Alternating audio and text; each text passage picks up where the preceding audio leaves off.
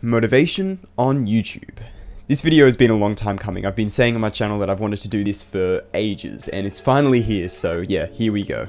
Hopefully it won't be too long, but I have a lot to say on the topic, so we'll see. Anyway, so to start off here, keeping motivation on YouTube is hard. It's really, really difficult.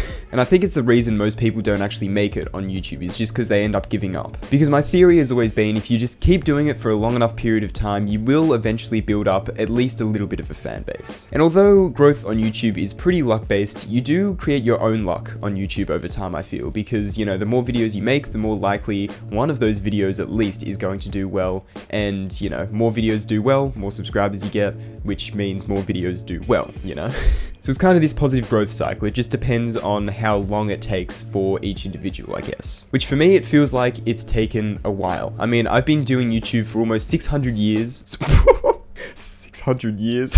Almost 6 years, not 600. Been doing it for almost 6 years and over 300 videos on the channel at this point. And although I am currently sat at 766 subscribers as of recording this, I definitely did not just check. It wasn't until almost 3.5 years into doing YouTube until I actually reached 100 subscribers. So yeah, quite a while there. That averages out to less than 3 subscribers a month. And that is with uploading decently consistently. I mean, it was my 137th video that I made where I said, you know, thanks for 100 subscribers in the intro. So yeah, I don't know, but that's going to bring me onto my first point here, is that it's important to not just focus on the numbers. I know you hear this all over YouTube, but hear me out. If you base all your motivation on the numbers, that is something you can't really control. So you're not really going to find a lot of motivation there sometimes. I mean, sometimes it'll be great. You know, your channel will be growing. You're going to be like, yeah, let's go.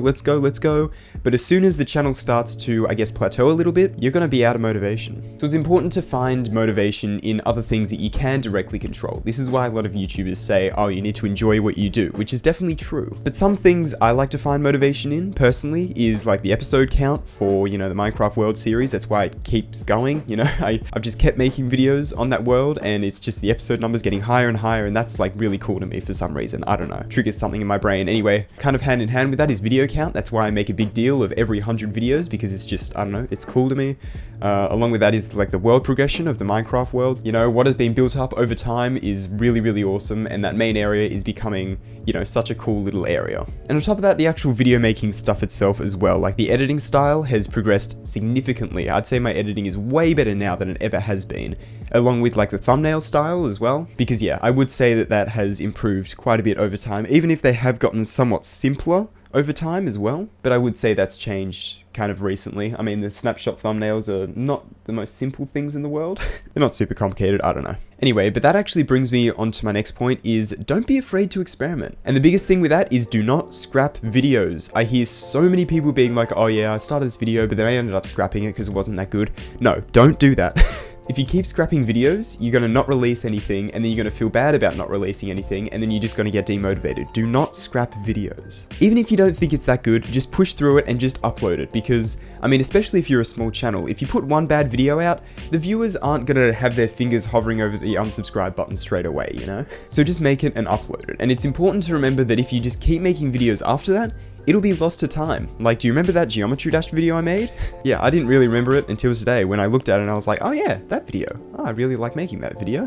Didn't do very well on the channel, but that's the idea. It was an experiment. I just moved on after that. If it didn't do well, oh well, I just won't make another one and just move on. So it's kind of like a low risk, high reward thing, because if you put a bad video out, it doesn't matter too much. You might just get a few less views than normal, might get, you know, not as positive reception, whatever. But then if you put something good out, something that's actually a lot better than what you currently have, then that is really awesome. That's something you can build off of in the future to try and, I guess, experiment off that as well, and try and make your content just better overall, because that's how your content improves, is by experimenting.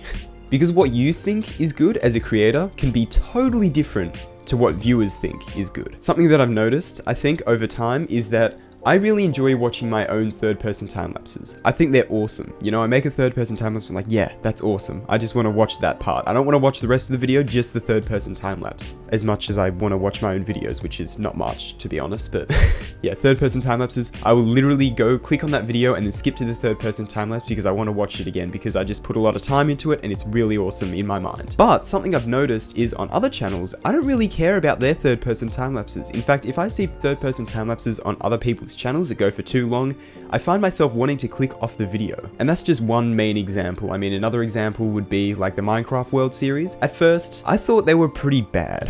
I'll get into that a bit more in a little bit, but I thought those videos were a massive step down in quality from what I was making previously, but it was actually a lot better received than any of my other videos at the time. Which I guess brings me on to my next point is, don't be afraid to just be simple. You don't have to constantly make the highest quality videos you possibly can, because at the end of the day, if you're just making the best things you possibly can constantly, you're gonna get burnt out really quickly.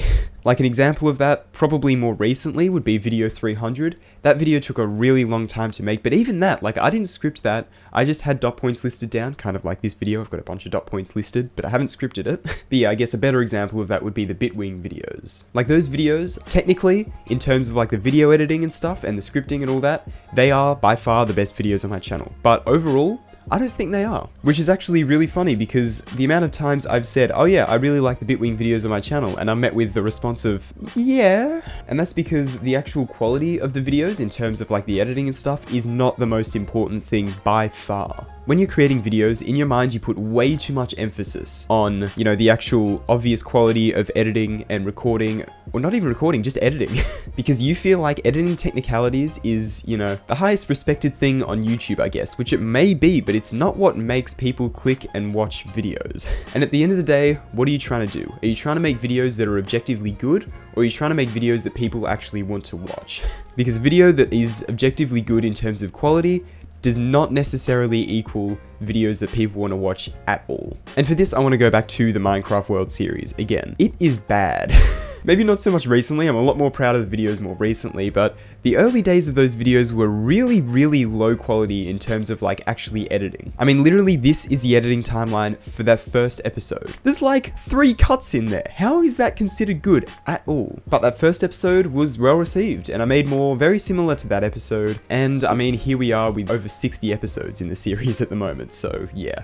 But just about everything about that series was a step down from what I was doing before. It came right after iCraft, which came right after TasCraft Season 2, which during that period, I was uploading 4 times a week. When I started the Minecraft World series, I dropped down to 2 uploads a week, and eventually 0 when I took the break, but that's beside the point. I dropped down to 2 times a week, and the editing went from looking a little something like this to this. Yeah, I'm showing it once again, I'm sorry. Because something you have to do as a YouTuber if you want to, like, I guess, increase growth on the channel a little bit, or, you know, anything like that, is you have to put yourself in the viewer's shoes. You got to think of not as a creator, because your point of view as a creator doesn't really matter that much in terms of whether people are going to click on the video or not. It's purely whether, you know, it looks interesting and the viewer just naturally wants to click on the video. You basically got to try and recognize your natural impulses as a viewer, which is something not a lot of people think about, because when you're on YouTube, you're not consciously thinking, oh, is this going to be a good video? Is the quality going to be good? Is, you know, all this kind of stuff going to be good? No, you're thinking, do I want to watch this? Subconsciously, you're going, do I want to watch this? Yeah, sure, click on it, you know? And at the end of the day, your video quality doesn't really affect your views that much. Your views is almost purely based off the thumbnail. Because I'd say about 99% of the views on your channel, if you have like 1 or 2 videos over 1,000 views, is probably going to be from people that aren't already subscribed. I mean, it's literally become a thing that people have used for growth. Oh, only like 5% of you are subscribed. But that is true, and when you're a small YouTuber, it's even worse than that. But yeah, most of your views are not going to be from subscribed people, meaning that their impression of your video is literally of the thumbnail. Which is why thumbnails are a lot more important than a lot of people think. Because you can have the world's best video, the best video ever, and nobody will see it because your thumbnail's crap, you know? And alternatively, I mean, everyone's seen it on YouTube, you have these super clickbaity thumbnails that, you know, are extremely misleading, and the video is nowhere near what you think it's gonna be from the thumbnail, and they have millions of views because ultimately the thumbnail is just as important as the video itself, I think. Anyway, there's one more thing I want to mention, and that is probably the most important thing out of anything in this video, and that is to pace yourself. This is something I don't hear a lot of YouTubers say. I mean, they say consistency, right? Consistency, yeah, basically that means to pace yourself. And consistency has 2 sides to it. You often see the side of when you're not motivated, you just gotta push through and make a video. That's one side of consistency. That's only 50% of it. The other side is holding yourself back when you're really, really motivated. Because trust me, everybody gets this rush. As soon as they create a channel, they're like, alright, 5 videos in a day. Let's go. I just want to keep making them. No, don't do that. That is a way to speedrun burnout. Not a good idea at all. So yeah, I think you need to hold yourself back just as much as you feel like you should push yourself forward when you're demotivated. And a schedule for this is really, really good because it forces you to upload less when you're way too motivated and forces you to upload more when you're not that motivated at all. But when you're first, I guess, getting into making videos or getting back into making videos from, you know, taking a long break or whatever, don't put yourself into a schedule of like 1 video a day or 4 videos a week, because that's just kind of dumb. Maybe start with a schedule of like once a week, and it really does depend on your video quality as well, but I generally would recommend once a week. If you're doing like long form video essays that are scripted and highly edited, don't do once a week, do like, I don't know, once a month or something. But yeah, overall, probably generally would just recommend once a week. And don't pre-record videos too much either. I've been very guilty of this even kind of recently as well. Well, I have a reason for doing it recently, but yeah, I have always kind of been guilty of doing this. Because pre-recording too much just creates a heap of editing that you have to do, and I don't care how much you think you enjoy editing, when you have to edit 5 videos back to back, it's not fun anymore. Trust me, I've done it, it's not fun. Editing me here, I'm currently planning a camping trip for 2 weeks, so I have to edit videos back to back, and I edited 2 videos yesterday, finished them, and I'm finishing this one off today. It sucks. But yeah, so just kind of pace yourself. And I think that's kind of important with everything in life, to be honest. Like, I don't know, I've been trying to learn a language recently, and I've noticed that if you just keep trying to do, you know, learn 50 million things all in one day, and the next day, and you just want to like, yeah, after a week, I'm going to know the whole language. No, that's stupid. You want to just like do bit by bit over time, and after a period of like a few months, you will have a lot more knowledge than if you just tried to do concentrated amounts and then just get demotivated and just give up on it. Because you got to think of the long term as well. In the short term, yeah, I mean, it makes sense. You want to upload 10 videos in a day, cool. Because if you think about it, you know, 10 videos in a day, that would be great. After a week, you have 70 videos as opposed to, you know, 1 video a week. Well, why would you do that? Yeah, that's all well and good in an ideal world, but that's just not how it works. You're going to get halfway through that day and get stupidly demotivated. No, start off with once a week, trust me. But even if after everything that I've mentioned, and you're making videos and you're like, man, I just not feeling it anymore, you know, just not feeling it, take a break. And I'm not talking for like a few days or a week, take at least a month off. I know most of the time YouTubers worry about their channel dying during a break. Your channel won't die. Last time I took a very long break across a few months, my channel grew a lot more than it had in the past months before that. Yeah, no, but I have taken breaks in the past and have come back from them relatively easily and pretty successfully as well. Like, yes, obviously there is like momentum with growth on, you know, YouTube channels, and if you do take a break, that momentum will be lost somewhat.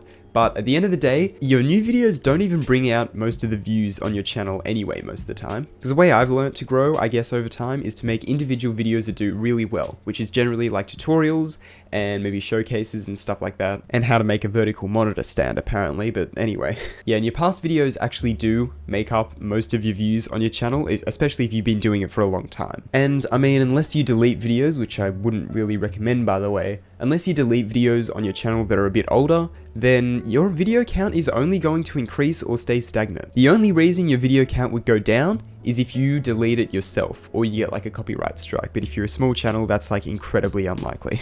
Copyright strikes have to be manually done. Copyright claims can be done automatically, but that doesn't really do much, just takes away monetization for that video, but I mean, chances are you're not monetized anyway with YouTube's guidelines. 1,000 subscribers, I'm not angry, you are. But yeah, take a break. Don't think about YouTube for a while. I mean, I know that's hard. I know it's very hard to not think about YouTube. Trust me, I'm constantly thinking of video ideas, and whenever I hear a song, I'm like, how would that work in a time lapse? I'm not even kidding. That's like totally unironic. I think that all the time. But yeah, just take a break and don't put an end date on that break, and just know that you're going to do it for, I guess, at least a month. Don't worry about what your viewers are going to, you know, wonder what's going on with your channel or whatever. That literally doesn't really matter at all, to be honest. Because as I said before, stuff gets lost to time incredibly easily. On YouTube, a week feels like a year. You literally come back from the break, and then a week later, most of you viewers are probably not even going to remember that you took a break in the first place unless they consciously think about it. So it's like, doesn't even really matter at all in the long term, which that's kind of a theme of today's video, is the long term. Because it's so easy to get caught up on the details of the short term and just not focus on the long term, but you have to focus on the long term. Otherwise, again, you're going to get burnt out, you're going gonna get demotivated and it's just not gonna work out. You need to focus on the long-term goals and the long-term things with your channel in general. So yeah, overall, get motivated by things you can directly control and not stuff like channel growth, because you can't really directly control that. Experiment with your content style. That's how, you know, your channel moves forward in general, how you evolve, I guess. Don't scrap videos at all. Just don't do it. Just upload, just go through it and just upload it. Just do it. Hold yourself back sometimes. Works best with a schedule, and take a break. Yeah, so this video's been a long time in the making. I've been trying to, I guess, compile these things in my head over time, and I think this is a pretty good overall rounded off video, just kind of explaining all the, I guess, thoughts I've had about keeping motivation on YouTube and kind of breaking down what a lot of other people have said over time with stuff like, you know, enjoy what you do and consistency and stuff, but that's just so vague and such an easy answer to give that it doesn't really help you that much at all. You know, every time someone says, you know, just enjoy what you do or be consistent or whatever, there's always a big asterisk there. Enjoy what you do by keeping motivation with different aspects of your video making that you can directly control, like episode numbers and all that kind of stuff. Be consistent with your videos by holding yourself back when you want to upload too much and have a video schedule. Yeah, anyway, I hope this video helped you if you personally have struggled with demotivation or are currently struggling with demotivation to make videos. And I hope that at least one person watching this is going, yeah, I agree with that. I don't know, maybe it's just stuff you've already heard before or you've already thought about in the past, but I don't know. Anyway, I think it's about time to put this video to rest finally, after the months of, you know, thinking about it and alluding to it that I've done over time as well. I think it's about time to end this one off. I've been recording for about 35 minutes now, which is quite a long time. Hopefully it turns out to be a little bit around 20 minutes, hopefully. Anyway, I really hope that you enjoyed this video or found it useful. It's kind of the type of video I hope that you find useful. Bit of a talky one, once again. I've kind of stopped doing these as much. I do want to do these more, but I've just kind of been wanting to do this motivation video for ages. So hopefully, now that I've done this, it'll open up the door for other types of videos I can make, I guess. But yeah, anyway, I hope you enjoyed. If you did, please consider leaving a like and maybe even subscribing if you enjoyed it that much. But yeah, thanks for watching, and I'll see you in the next one. Goodbye.